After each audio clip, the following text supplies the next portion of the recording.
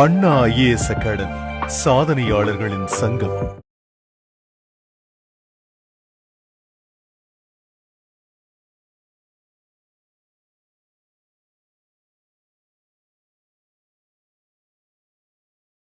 அடுத்ததாக நம்முடைய மாணவி திருமால்பூர் என்ற கிராமத்தை சேர்ந்து வந்து இங்கே படிக்க ஆரம்பித்து தொடர்ச்சியாக ப்ரிலிமினரி பாஸ் பண்ணி அடுத்து மெயின்ஸ் பாஸ் பண்ணி அடுத்த நிலையில் ஸ்கூல் எஜுகேஷன் டிபார்ட்மெண்ட்டில் அசிஸ்டன்ட் இன் ஸ்கூல் எஜுகேஷன் டிபார்ட்மெண்ட் எடுத்திருக்காங்க.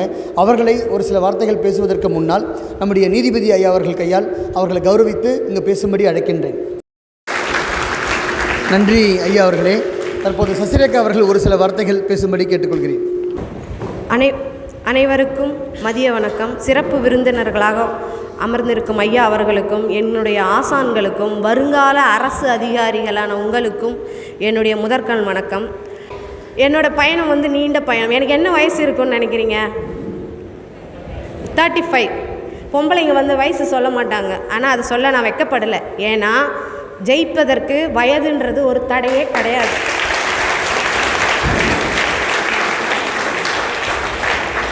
ஏன்னா இங்கே 20 வயசு இருக்காங்க, 25 வயசு, 30 எல்லாருமே இருக்கீங்க இல்லையா? ஜெயிப்பதற்கு வயசு தடை கிடையாது. அதனால் தைரியமாக படிங்க. அதுக்கு நானும் ஒரு உதாரணம். அதனால தான் என்னோடய வயசு சொல்லிட்டேன். இன்னொரு விஷயம் என்ன அப்படின்னா, நான் என்ன படிச்சிருக்கேன் அப்படின்னா டிடிஎட் தெரியும் இல்லைங்களா? Diploma in teacher education, MA English முடிச்சிருக்கேன். ஒரு தனியார் பள்ளியில் 2014 24 எத்தனை வருஷமாக ஒர்க் பண்ணிகிட்ருக்கேன்? 10 வருஷமாக ஒர்க் பண்ணிகிட்ருக்கேன். அங்கே நான் வந்து 2012 டெட் அப்படின்னு ஒரு எக்ஸாம் வச்சாங்க. உங்களுக்கு எல்லாருக்கும் தெரியலிங்களா? டெட் அப்படின்னு ஒரு எக்ஸாம் வச்சாங்க. அது வந்து எப்படி பண்ணணும் அப்போ எனக்கு தெரியாது. அதை பற்றின ஒரு விழிப்புணர்வு இல்லை. எல்லோரும் படித்தாங்க, நானும் படித்தேன். எக்ஸாம் வந்து அடுத்த வாரம் நடக்க போகுது. அப்போ வந்து எங்கள் ஹஸ்பண்டுக்கு வந்து உடம்பு சரியில்லாமல் ஆயிடுச்சு. கோமா ஸ்டேஜ் போயிட்டார், பிரெயின் டியூமர் சொல்லி ஹாஸ்பிட்டலில் அட்மிட் பண்ணிட்டோம். ஹாஸ்பிட்டலில் போயிட்டு என்னால் அவரை பார்த்துக்க கூட முடியாது. ஏன்னா கையில் 8 மாதம் குழந்தை. அதுவும் முடியல, இதுவும் முடியல. கிளாஸுக்கும் போக தெரியாது, எங்கே போகணும் எதுவுமே படிக்க தெரியாது. ஆனால் பாஸ் பண்ணின்னு ஒரு நம்பிக்கை இருந்தது. ஆனால் அது ஒரு வாரத்துக்கு முன்னாடி அந்த நம்பிக்கையும் போயிடுச்சு. ஏன்னா அவர் ஹாஸ்பிட்டலில் இருக்கும்போது நமக்கு என்ன தோணும்? அப்ளை பண்ணியிருக்க எக்ஸாம் போய் எழுது அப்படின்னு வீட்டில் இருக்கிறவங்க சொன்னாங்க. ஏதோ எனக்கு தோணுது, எழுதினேன். வரல, மார்க் 76 தான் வந்துச்சு. ஒரு வாரம் கழித்து அவரும் என்னை விட்டு போயிட்டார் 2012. அடுத்து வந்து அது விடக்கூடாது. அப்போ போஸ்டிங் போட்டாங்க. 2012 வந்து போஸ்டிங் போட்டாங்க. அப்போ தான் தெரிஞ்சுது இது மாதிரி பாஸ் பண்ணால் போஸ்டிங் போடுவாங்கன்ற விஷயம்லாம் எனக்கு அப்போ தெரியல. அதுக்கு அடுத்த வருஷம் விடக்கூடாது, கை குழந்தைய வச்சுக்கிட்டு கிளாஸுக்கு போனேன். இப்போ 2013 டெட்டில் 92 மார்க் எடுத்து பாஸ் பண்ணிட்டேன். ஆனால் என்ன பண்ணல? போஸ்டிங் போடலை, இன்றைக்கி வரைக்கும் போடலை. நம்ம தான் டெட்டு பாஸ் பண்ணிகிட்ருக்குமே, என்றைக்காக இருந்தாலும் போட்டுருவாங்கன்னு ஒரு ப்ரைவேட் ஸ்கூலில் போய்ட்டு ஜாயின் பண்ணியாச்சு. குழந்தைங்களை வளர்க்கணும், குடும்பத்தை பார்க்கணுன்னு இப்படியே ஓடிட்டு இருந்தேன். 7:30 8 மணிக்கெல்லாம் ஸ்கூலுக்கு போனோம். ஸ்பெஷல் கிளாஸ் எடுக்கணும், கிளாஸ் எடுக்கணும், மறுபடியும் ஈவினிங் ஸ்பெஷல் கிளாஸ் எடுக்கணும், வீட்டுக்கு வந்து டியூஷன் எடுக்கணும். இப்படியே வாழ்க்கையை ஓட்டுற அளவுக்கு ஓரளவுக்கு வருமானம் வந்துடுச்சு அப்படின்னு இப்படியே ஓட்டிகிட்டு இருந்தேன். ஆனால் 2019-20 ஒரு பெரிய கண்டம் வந்தது. என்ன வந்துச்சு? கொரோனான்னு ஒன்று வந்தது. ஸ்கூல்ஸ் எல்லாம் மூடிட்டாங்க, வருமானம் இல்லை. என்ன பண்ணுறது? அப்போ தான் என்னுடைய வாழ்க்கையை நான் திரும்பி பார்க்குறேன். ஜீரோவாக இருக்கேன். யாரும் ஹெல்ப் பண்ண ஆள் இல்லை, ஜீரோவாக இருக்கேன். ஃபேமிலி ரன் பண்ணவும் முடியாது. என்ன பண்ணுறது? இன்றைக்கி சொல்கிறேன். அப்போ என் குழந்தைங்க ஸ்கூலில் படிப்பாங்க. அப்போல்லாம் வந்து கவர்மெண்ட் ஸ்கூலில் அரிசி, பருப்பு, முட்டை இதெல்லாம் கொடுப்பாங்க. அதான் சாப்பாடு. ரொம்ப கஷ்டம். என்ன பண்ணுறது? ஃபேமிலி அப்பா அம்மா எத்தனை நாளைக்கு ஹெல்ப் பண்ணுவாங்க? சிங்கிள் பேரண்ட்டாக குழந்தைய வச்சு ஓட்டணும். அப்போ முடிவு பண்ணேன், நம்ம வந்து ப்ரைவேட் ஸ்கூலில் உண்மையாக உழைச்சோம், அவங்களுக்காக உண்மையாக தான் உழைச்சோம். ஆனால் அவங்கள சொல்லி குத்தம் இல்லைல்ல. கொரோனா மூடின உடனே எங்களோட நஷ்டத்தில் கஷ்டத்தில் அவங்களால பங்கெடுத்துக்க முடியல. முடிஞ்ச அளவுக்கு ஹெல்ப் பண்ணாங்க. அப்போ உட்காந்து படிக்க ஆரம்பித்தேன். நான் அதுக்கு முன்னாடியே 2018 இந்த இன்ஸ்டியூட் வந்தேன். ஒரு 8 மாதம் வந்திருப்பேன்.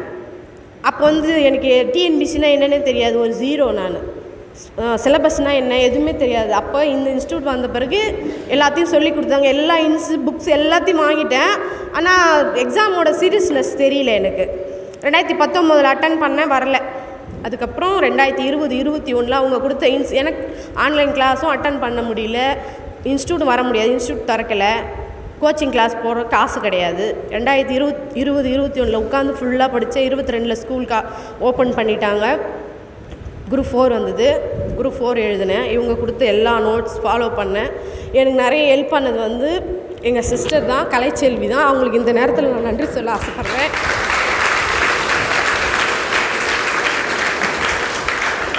எத்தனை பேருக்கு மனசு வரும் அவங்க காசு கட்டி கிளாஸ்க்கு வராங்க, அந்த புக்கை கொடுக்கறதுக்கு, இப்படி தான் படிக்கணும்னு சொல்கிறதுக்கு எத்தனை பேருக்கு மனசு வரும்? ஆனால் அவங்களுக்கு வந்தது ஏன்னா அவங்களுக்கு தெரியும் அதோட வலி என்ன, வேதனை என்னன்னு.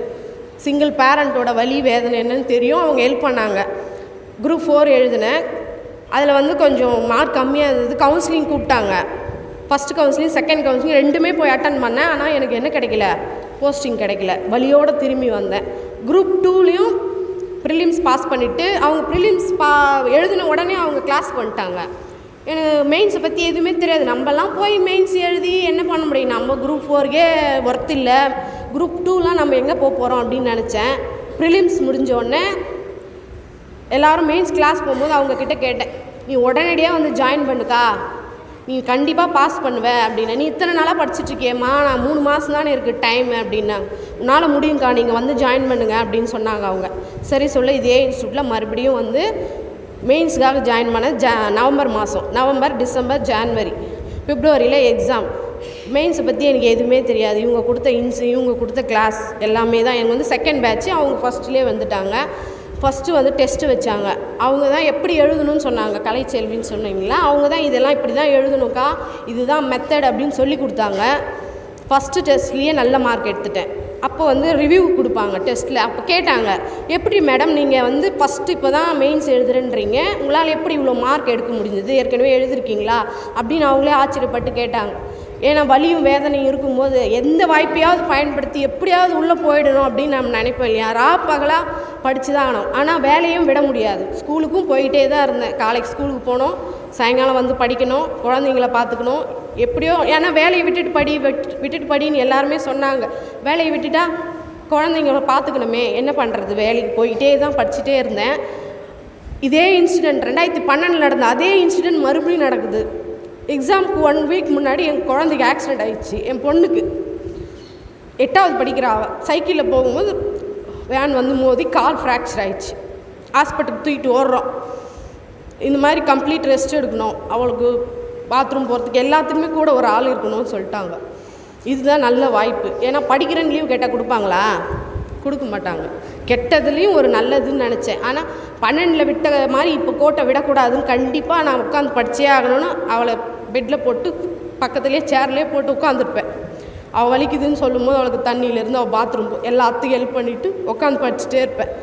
நீ படிமா, என் குழந்தை சொல்லிச்சு, ஏன்டா நைட்டில் வலிச்சுதான்னு எழுப்ப வேண்டித்தானடா அப்படின்னு கேட்டதுக்கு, இல்லைம்மா நீயே ரொம்ப நேரம் படிச்சுட்டு படுக்கிற, நான் வேறு வலிக்குதுன்னு சொன்னால் மறுபடியும் எழுந்து பார்ப்பேன், எனக்கு வலித்தாலும் பரவாயில்லம்மா நீ படி அப்படின்னு சொன்னான். அந்த குழந்தைக்காக படிக்க ஆரம்பித்தேன். கண்டிப்பாக போஸ்டிங் கிடைக்கும் அப்படின்னு நான் நம்பினேன். ஆனால் ரிசல்ட் வந்தப்போ, ஏன்னா அந்த மன உளைச்சல் எழுதினாலும் ஒரு 10 மார்க் கம்மியாக தான் எடுத்திருக்கேன். ஆனால் ரேங்க் வந்துச்சு. கலைச்செல்வி தான் சொன்னாங்க, கண்டிப்பாக உனக்கு இந்த வாட்டி போஸ்டிங் கிடைக்குங்க்கா, தைரியமாக இரு அப்படின்னு சொன்னாங்க. இருந்தாலும் குரூப் 4 தொடர்ந்து கண்டினியூவாக லீவில் படிச்சுட்டே இருந்தேன். இந்த வாட்டி குரூப் 4 நல்லாவே எழுதியிருக்கேன். குரூப் 4லையும் கண்டிப்பாக நான் செலக்ட் ஆகணும்னு எனக்கு தெரியும். குரூப் 2ல் இப்போது பள்ளிக்கல்வித்துறை, ஸ்கூல் எஜுகேஷன் டிபார்ட்மெண்ட்டு எடுத்திருக்கேன்.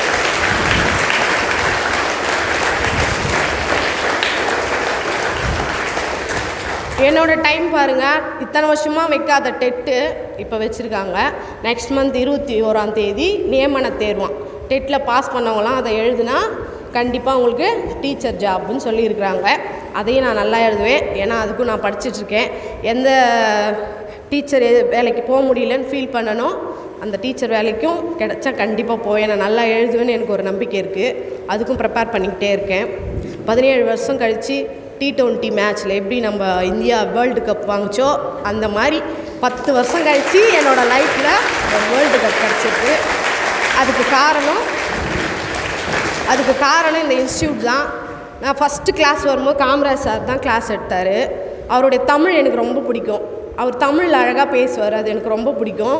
தமிழ் ஐயா வந்து தமிழையா தமிழில் பேசுகிறது வேறு, ஏன்னா அவர் தமிழ் எடுக்கிறதுனால. ஆனால் அவர் பேசுகிறது எனக்கு ரொம்பவே பிடிச்சிருந்தது. அதுக்கப்புறம் தமிழையா வந்து எப்பவுமே சிரிச்ச முகத்தோடவே இருப்பார்.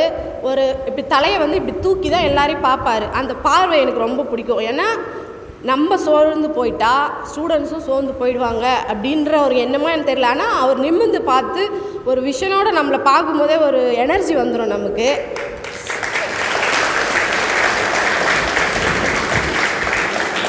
சசி சார் வந்து நாங்கள் திட்டவே மாட்டார். எங்களெல்லாம் திட்டுவாரான்னு தெரியல, என் கிளாஸில் திட்ட மாட்டார். நல்லா பேசுவார். ஆனால் அவர் பேசிட்டு போன 5வது நிமிஷம்தான் தெரியும் அவரை நம்மளை வச்சு கலாய்ச்சிக்கிறாருன்றது. ஆஹோ இதுதான் சொன்னாரா, இவ்வளோ நேரம் நம்ம தலையை ஆட்டி ஆட்டி கேட்டிருக்குமே அப்படின்னு சொல்லிட்டு. நிறைய சாரோட நேம்லாம் எனக்கு தெரியாது, எல்லாருமே நல்லா கிளாஸ் எடுப்பாங்க. நிறைய பேர் எல்லாமே நல்லா எடுப்பாங்க.